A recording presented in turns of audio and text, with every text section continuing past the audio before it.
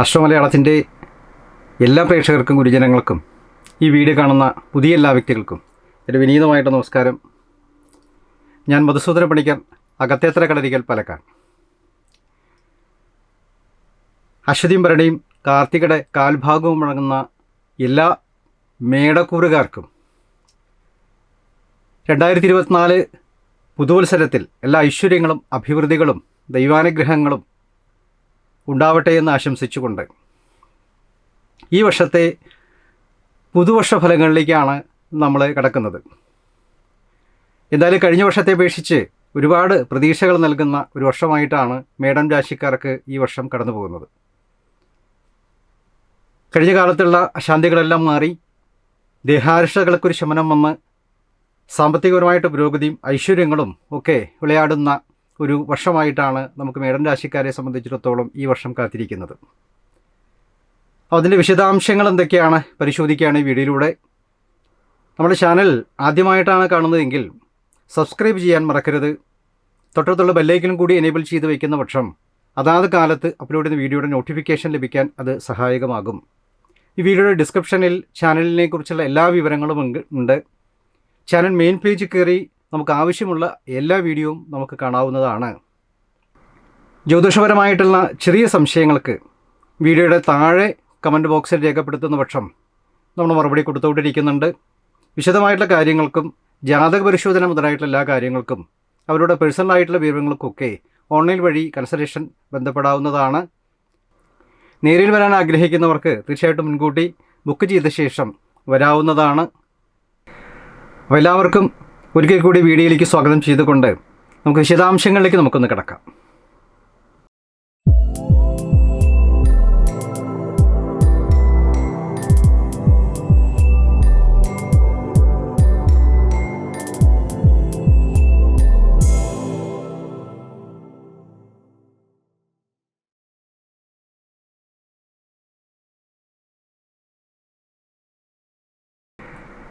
മേടൻ രാശിക്കാർക്ക് ഈ വർഷം ഉദ്ദിഷ്ട കാര്യസിദ്ധി പറയുന്നു. മനസ്സിലാഗ്രഹിക്കുന്ന കാര്യങ്ങളൊക്കെ നമുക്ക് നേടിയെടുക്കാൻ പറ്റുന്ന ഒരു വർഷമായിട്ടും ഉദ്യോഗപ്രാപ്തി, സാമ്പത്തികപരമായിട്ടുള്ള ലാഭങ്ങൾ, ഭൂമി ലാഭങ്ങൾ, വസ്തു വാഹനയോഗങ്ങൾ, അതുപോലെ തന്നെ പൊതുവെയുള്ള എല്ലാ തരത്തിലുള്ള അഭിവൃദ്ധികൾ, നാൽക്കാലി അതുപോലെ തന്നെ കൃഷിപരമായിട്ടുള്ള കാര്യങ്ങളുടേതായിട്ടുള്ള കാർഷികപരമായിട്ടുള്ള അഭിവൃദ്ധികൾ ഒക്കെ നമുക്ക് ലഭിക്കുമെന്ന് പ്രത്യേകം സൂചിപ്പിക്കുന്നുണ്ട്.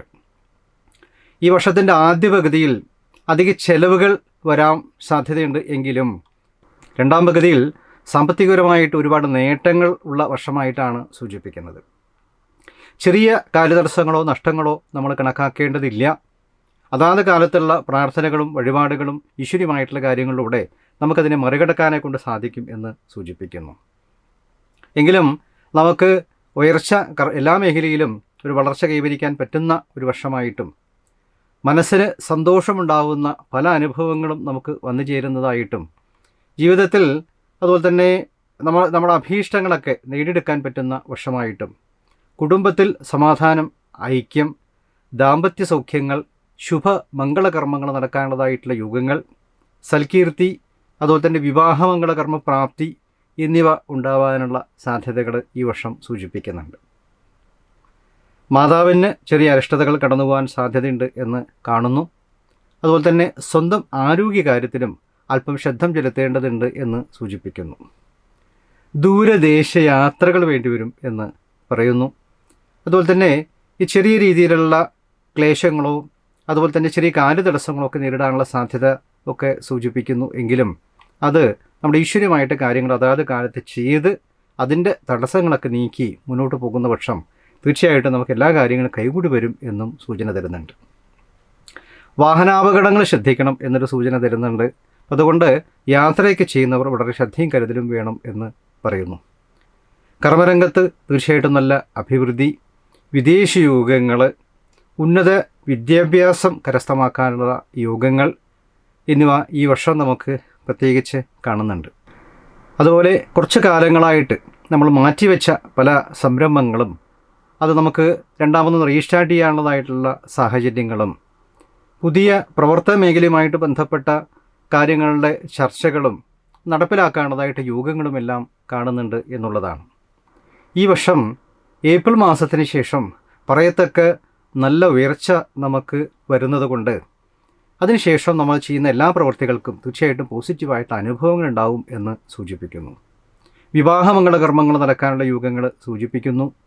വിദ്യാഭ്യാസപരമായിട്ട് നല്ല ഉന്നതിയുള്ള യോഗം നമുക്ക് കാണുന്നുണ്ട്. അതേപോലെ തന്നെ ഉദ്യോഗാർത്ഥികൾക്ക് പ്രത്യേകിച്ച് നല്ല ജോലിയിലൊക്കെ പ്രവേശിക്കാനുള്ള സാധ്യതകളും ഗവൺമെൻറ് തലത്തിലുള്ള ആനുകൂല്യങ്ങളൊക്കെ നേടാനുള്ള യോഗങ്ങളും വിദേശങ്ങളിലേക്ക് ശ്രമിക്കുന്നവർക്ക് തീർച്ചയായിട്ടും വിദേശ യോഗങ്ങളും ഒക്കെ നമുക്ക് ഉണ്ടാവും എന്ന് സൂചിപ്പിക്കുന്നു. പ്രതീക്ഷിക്കാത്ത ഭാഗ്യയോഗങ്ങളും ഐശ്വര്യങ്ങളും നമ്മളെ തേടിയെത്തും. പൊതുവെയുള്ള ഒരു അന്തരീക്ഷം നമുക്ക് ഗുണകരമായിട്ടുള്ള ഒരു കാലഘട്ടമായിട്ടും എല്ലാ കാര്യങ്ങൾക്കും ഈശ്വര്യമായിട്ടുള്ള അനുഗ്രഹങ്ങൾ ഉണ്ടാക്കേണ്ടതും അതേപോലെ രാഹുകേതു ദോഷ നിവൃത്തിക്കുള്ള പരിഹാരങ്ങൾ ചെയ്യേണ്ടതും അത്യാവശ്യമായിട്ടൊരു ഘടകമായിട്ട് സൂചിപ്പിക്കുന്നു. ഈ വർഷത്തിൻ്റെ ആദ്യ പകുതിയിൽ നമ്മൾ വ്യാഴമ്പഴ ദോഷങ്ങൾ നിവൃത്തിക്കുള്ള പരിഹാരങ്ങളും പ്രാർത്ഥനകളും വ്യാഴാഴ്ച വ്രതങ്ങളും ഒക്കെ അനുഷ്ഠിക്കുന്നത് നന്നായിരിക്കും.